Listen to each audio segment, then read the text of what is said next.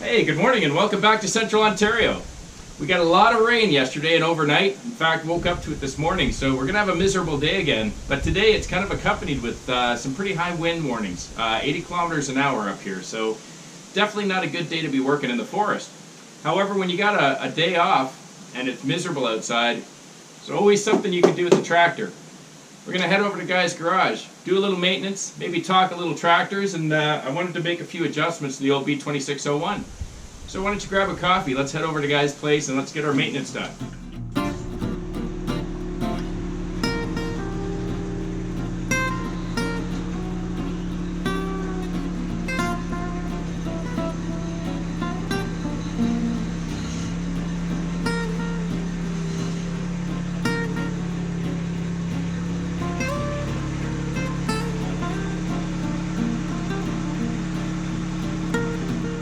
Hey, good morning, Guy. Good morning. Hey, thanks so much. Have a coffee. Oh, great. Colleen saw me coming, did she? Or heard me. Oh, that's great. Thanks a lot for letting me use the garage and helping me out today. Not a problem. That's good stuff. I was looking at the YouTube videos there this morning on the channel. I see that Dakota made his debut. A couple people mentioned they saw him running around the wood chipper. He's stealing all our wood. Yeah, he is. That's right. You'd see him run out and then run back in again. Very fast dog. He sure is. I don't know if I told you, I talked to the Kubota dealer. Because do you remember when I got the wood chipper and I couldn't get the PTO to work? And I kept trying and I was following in the manual. I brought the manual actually just for the maintenance and all, but We're going to read the instructions? we're reading the instructions. We're Oh, gonna do it right. There's a first. And that's true. But I talked to the dealership twice and they called me back because in the book it explains to you there's step-by-step directions as to how to run the PTO without being in the operator chair. And of course, as you remember, every time I followed the instructions and I got off the chair, the tractor was shut down. And then you remember when I called you, you said, well, try lifting the seat. And now it works. And I remember I had a couple of subscribers after I posted that first wood chipper video that asked me, they said, how were you able to get the PTO to work without being in the chair? So it is a common problem. It's a common problem. So he called me back. He said we were absolutely right. He said there's either a typo or they haven't updated that section of the manual. So at least we know how to do it. And he said he took all the information as well as some reference to the YouTube channel and he sent it into Kubota Canada to get because I don't know what other models might be affected, but at least we know. Yeah, well, definitely the L series. Yeah. Oh, that's right, because you need to do it on the L as well. Yeah. Okay, good stuff. But I was going to tell you, this morning I got up early again and I was watching, I went back through some of the videos we've done. And now that we have this two-way wood splitter and how fast it is, I went back to one of our earlier videos where we were using the single throw. And boy, I'll tell you, it was painful to watch because it is so slow. And I just couldn't believe it. And because it has no tables, you can see it in the video. And, there's me holding one side of the round and you on the other side trying to pull the lever. And, It's good exercise. It is. That's true. I like to call it weightlifting. Yeah, oh indeed. A couple of things before we get going and while we're having our coffee. A couple of the subscribers had asked how many cords of wood you were able to fit in your woodshed. And I don't know if you've ever measured it. The far bay that we're filling right now will hold 16 bush cord. 16 bush cord. Okay. And then there's another 4 on the other side. Okay. Where I've got stuff stored now. I'll try and clean that out and put some in there. And that'll get me through till April and May. Okay, so that's, once you get those filled, you're good right through to the spring. Unless something unusual happens. Yeah. Well, last year. Then it's the furniture. Well, yeah, the furniture starts going. I assume it's your wife's stuff first. Oh, yes. I locked the shop door. She can't get in.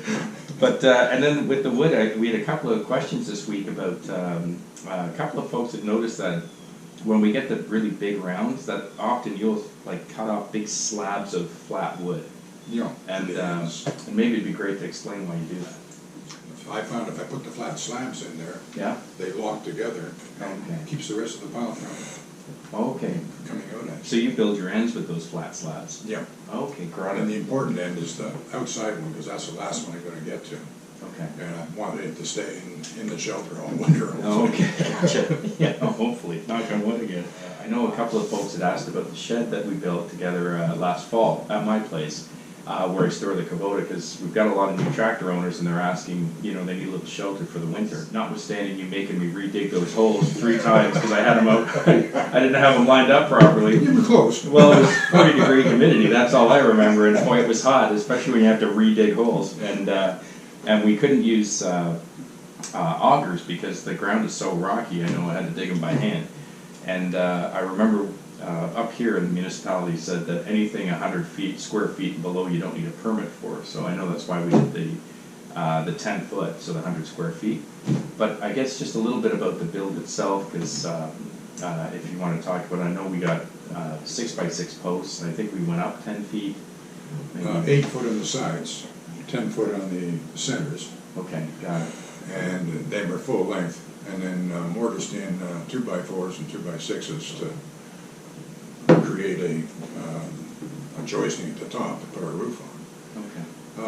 And then the cross based at the corners, which I think will show up on one of your videos. Okay, right. Which gives it the strength so it won't fall over. Got it. It becomes extremely rigid. Yeah. And those were applied on the surface of the 6x6s because we had to put 2x4s on the surface again to put the steel on. Okay, right. So that way it gave anchoring for the steel, and the steel, putting it on, strengthens that building phenomenally. Yeah, well, I was surprised. And we used, what kind of strapping did we put? Was it 1x3, just regular strapping. across the roof? Yeah, I think we used 2-foot centers. Yeah. And then screwed the steel down under that. Okay, great. And again, that stopped them from torquing sideways. No, great, because it's a good build. I mean, it's only been a year, but it's just as rigid as the day we built it, for sure. It's the same as this woodshed. It's built the same way. And that's been up now, I guess, 15 years. Yeah. And it hasn't moved. It hasn't moved a bit, eh? Well, other than touching it with the tractor. With the tractor, yeah. I was waiting to throw that in. I noticed there's a few dents on the side of the corner. So. Yeah, I felt that was coming. Oh, yeah. Oh, so I was just waiting to throw it in. But no, she's sturdy, and I think it was a great decision because the steel for the roofing and the siding is cheap considering other options. And the nice thing I like about it is I've got no maintenance. No. Because that steel will last The 20 roof's years. out to about $1 a square foot up here. Yeah, and the pitch of the roof, was it 1 in 4, you I said? think it goes up 1 foot and 4 feet a run. Okay, So it's got it. a normal rise. Okay. And it's a good, it sheds snow fairly well. All right, we'll get the maintenance done, I'll get out of your hair. Let's get it done. Okay. Just going to do a little light maintenance today, as I mentioned. It's kind of like your 10-hour maintenance. As I've always said, every time you use the tractor, at least it's my practice, I always pop the hood, check the oil, check the hydraulic, make sure that my coolant level is good, make sure the radiator is clear. It takes like 2 minutes, but at least that way I'm always confident that I haven't sprung a leak or something hasn't happened. Quick note, I bought a lock and lube. These things are really great, I have to tell you. The only trouble is they're pretty big. So you'll find sometimes, especially on my grapple, there's a few spots that it's just very difficult to get the head of this into. And that's where one of the older type grease guns work a little bit better. So let's get this thing greased. On the B2601, what you're going to find is that there are 6 grease zerks on each side of your loader. And there is also 2 spots on your 3-point hitch. 2 of your arms need grease.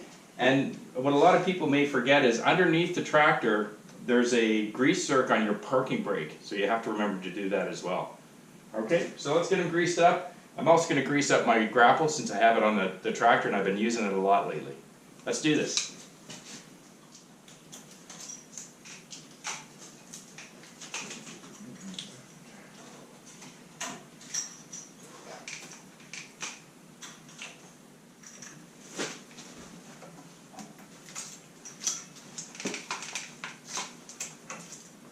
Okay, also while I'm back here, you want to make sure that you keep your PTO greased as well.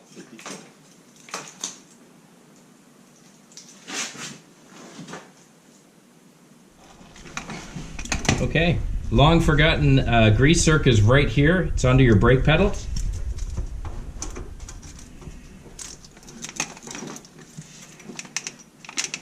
There we go, I saw it coming out.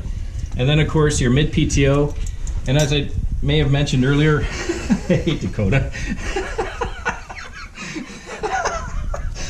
is make sure you clean off your PTOs as well as your zerks before you put your new grease on.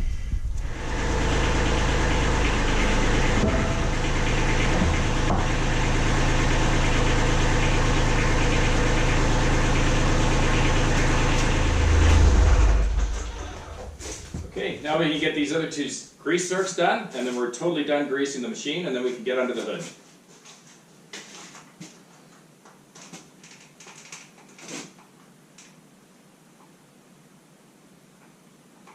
Okay guys, just a couple of things for under the hood. Okay, looks like the coolant looks good. Battery's A-OK, no buildup or anything on it. It's great. How's our little shield here doing? Looks nice and clear. Good.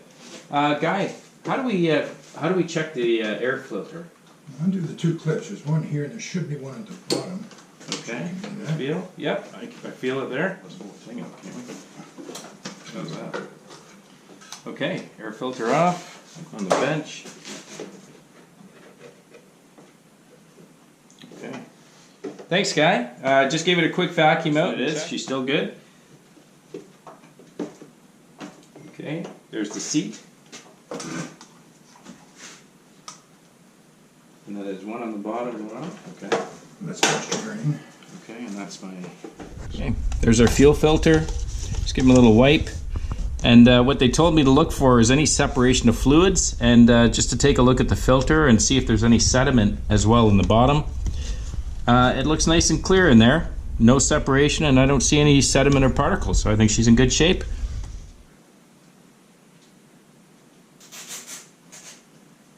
Yeah, she's great. Just a little trick. Sometimes you can't see it because the hydraulic fluid is so clear. What one of the mechanics taught me is that if you take the stick out, touch it to your skin, it'll leave a mark and you can see it a lot better. Okay, last little bit of maintenance we're going to do just before we work on the third function valve is I just want to make sure I test the torque values on these wheels. So I'm just going to go around. Just for you new tractor owners, you'll see it's always in the manual for the bolts. They always tell you the torque values, and it probably changes for different tractors.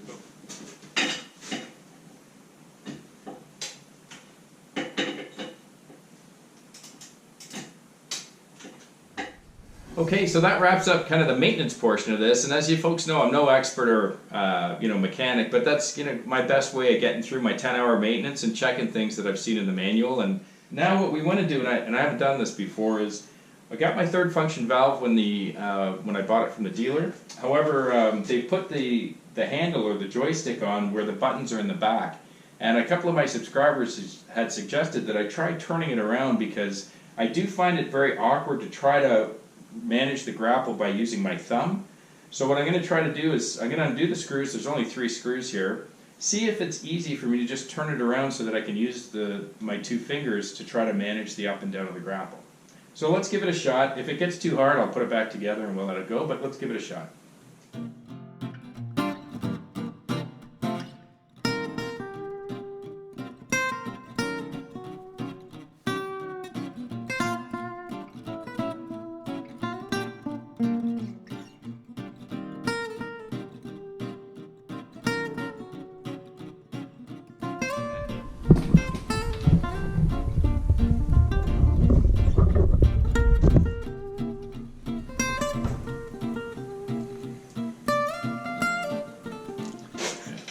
Move it back and forth to murder. Yeah, so that's right there. Sure. Yep. We've done this before.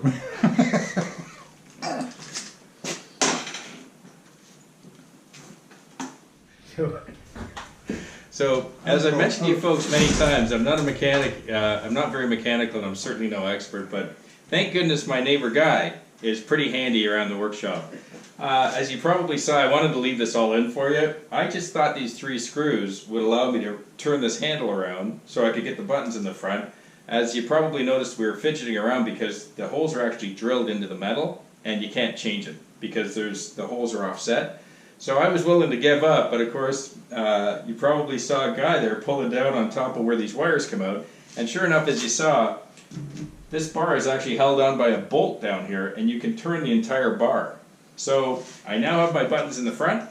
Thank you very much, Guy, and we're all good. So that finishes up today's video. I hope you found it enjoyable. I appreciate you sticking around, and very glad we made it into Guy's workshop, and I didn't try to do this in my back shed because I'd still have my buttons facing backwards. Have a wonderful weekend. If you like the channel, please hit subscribe, hit the like button, And if you want to know when I'm posting videos, just click the little bell. Thanks for sticking around. Cheers.